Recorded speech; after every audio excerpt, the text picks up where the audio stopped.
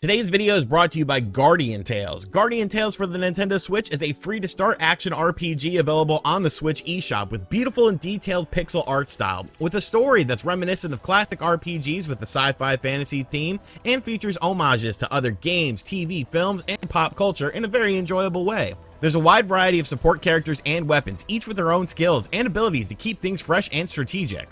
And on July 4th, the World 13 Lilith Tower is coming to Guardian Tales. After the Lilith Tower gets hijacked, you are set out to eliminate the opposition, unravel the mystery to find out who is behind all this chaos, and who this doppelganger posing as you really is. Be sure to check out Guardian Tales for free on the Nintendo Switch eShop, and a huge thank you to Guardian Tales for sponsoring today's video. I have been 38 for roughly 1 day now, and I'm already annoyed. I'm already annoyed at all of this new console talk and the leaks and this, that, and the other. This proves this and this proves that. I'm already annoyed with it. Now, first and foremost, thank you to everyone who wished me a happy birthday yesterday. It was an enjoyable day. Spent some time with some family, got some nice gifts as well.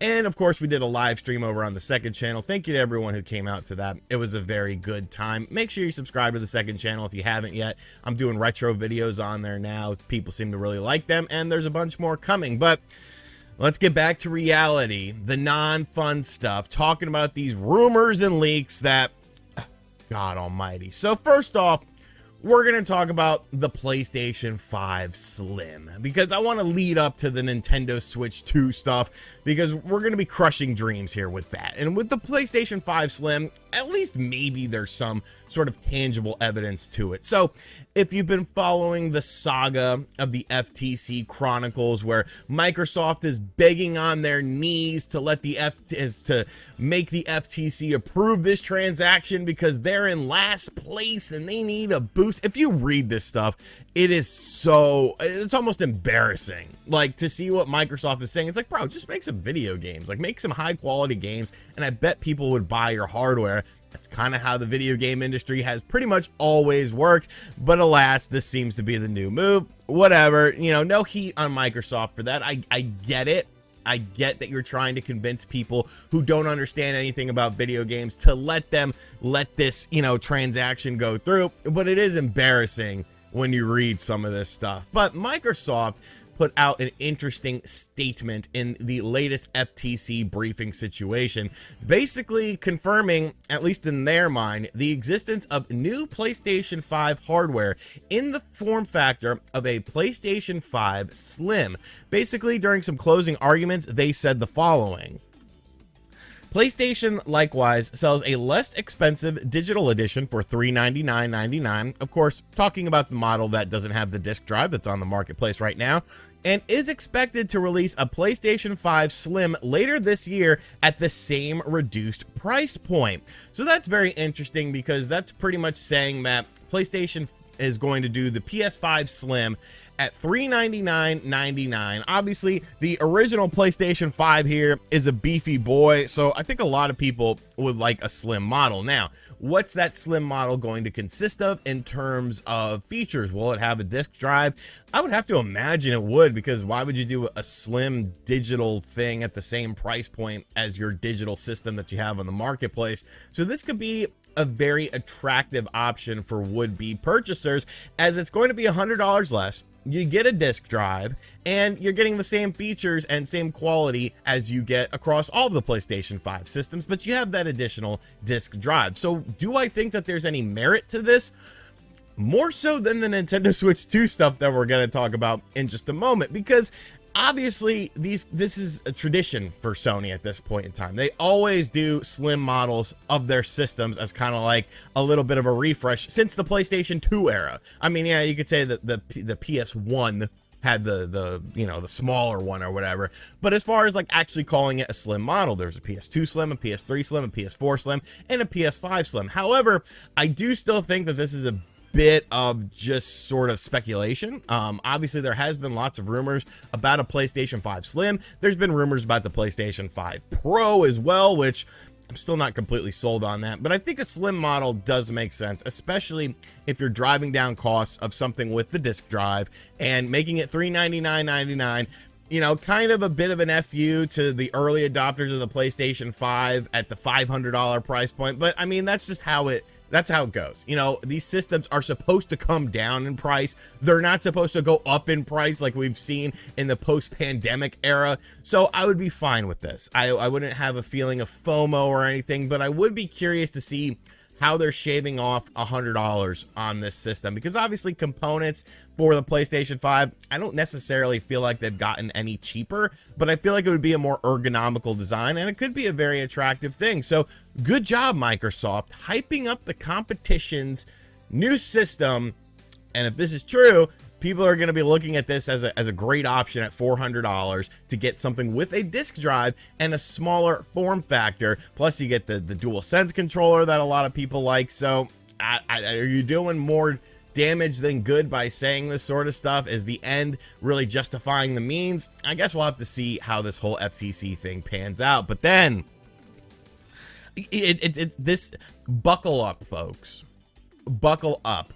Because these Nintendo people, these Nintendo channels, they're going to be peddling it every day. Nintendo Switch 2 stuff. We talked about it yesterday with the dev kit situation. Is it real? Is it fake? It's probably fake. And if it's real, it really doesn't mean all that much. But I'm still on the contingent side of it being fake. A very good guesstimation, but a guesstimation to say the least, because there's no way to prove it.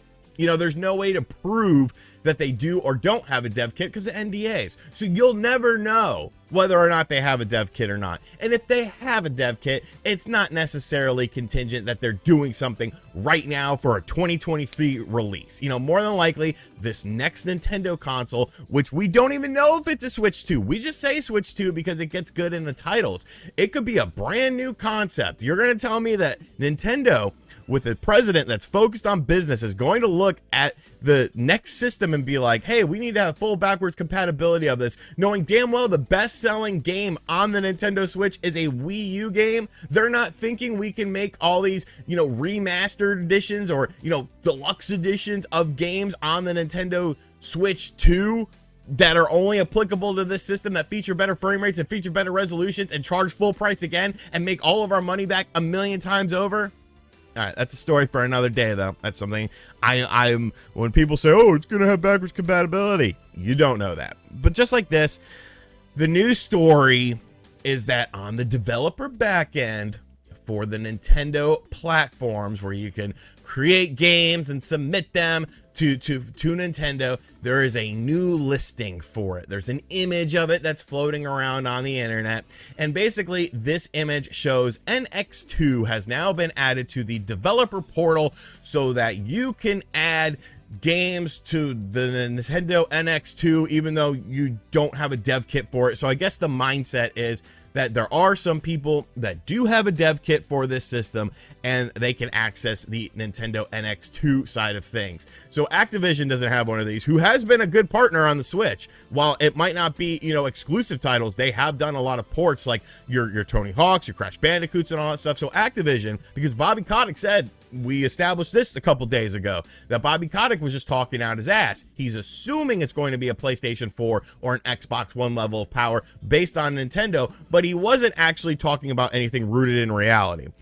So allegedly, these companies have things out there. And immediately, this should have so many red flags for people. Now, let's sort of backtrack a little bit. So Nintendo NX was, of course, the developer name for the Nintendo Switch, the code name before they called it the Nintendo Switch. Everyone talked about the Nintendo NX, fine and dandy like sour candy. So the mindset is, well, the next system, if it is indeed a Nintendo Switch 2, would be called an NX2 in the development backend. But to that I say hogwash, because every name of a system that we know of is different than the previous name, completely different. Look at something like the Nintendo GameCube, which was the Dolphin, the Wii, which was the Revolution. None of these system names have the same name. The Nintendo NX was the Nintendo Switch, a completely different thing. Why would they name it the same code name and just add a little 2 on there? And as far as the image is concerned, it's the internet. Have you ever been on the internet? You could do some amazing things with Photoshop right now. And the reason why we'll never find out whether or not these dev kits are out in the wild, at least as a concrete, definitive standpoint, is because no developer can say that. There's NDA agreements, there's non-disclosure agreements. So talking about this stuff and saying, oh, this developer has it, this developer has it, it's a very safe thing to say because nobody can really disprove you or prove you right. But if you use logic, you could sort of see through the BS and kind of cut through the murkiness and really see that, you know, I could say that, you know, MVG has an NX2 development kit. And he can't confirm or deny that because he would be under an NDA from Nintendo from previous systems. This whole second half of the Switch stuff, like, I get it. It's a very solid, but a bit soft of a lineup. And more than likely, there's going to be a new system in 2024. But that doesn't mean that there's a bunch of dev kits out there and there's a developer's portal on the back end right now and that the system is going to be announced this month because that's still a thing. It's fun to speculate. I get it. I like to speculate because really this whole video is speculation. But when you're telling people something over and over again and you're sort of driving these points home, you know, you sort of, the onus sort of falls a bit on you. Like with these websites, YouTubers and stuff like that, like you're pretty powerful. You're pretty powerful in distributing news and information out there. And if you're just feeding into the hype more so than feeding into the reality, I feel it's a little disingenuous to some people. And, you know, I used to do it. I get it, but I don't know. It's just annoying at this point in time. Like, the smallest thing, the smallest Reddit post, the smallest tweet, all of a sudden is breaking news. And it's like, we got all these games coming out, man. Let's talk about the games. Let's talk about this, that, and the other. And it's like, RGT, why aren't you talking about the games? Because I have to counteract all the nonsense and the bullshit. Somebody's got to do it, right? Let me know what you think of all this in the comment section down below. PlayStation 5 Slim, is it coming this year? Maybe. Nintendo Switch 2, are people developing games for it? Maybe. Is it coming out this year? No, that would make no sense. Use a little logic here, people. There's not going to be a freaking announcement this month. And as always, guys, thank you guys for checking out this video. Huge thank you to Guardian Tales for sponsoring today's video. Check out the game. It's free on the Nintendo Switch eShop. You can't complain about a free video game. Like, just check it out. If you like it, cool. If not, you know, whatever. There's a link in the description box down below. And as always, I'll catch you guys on the next video. Later.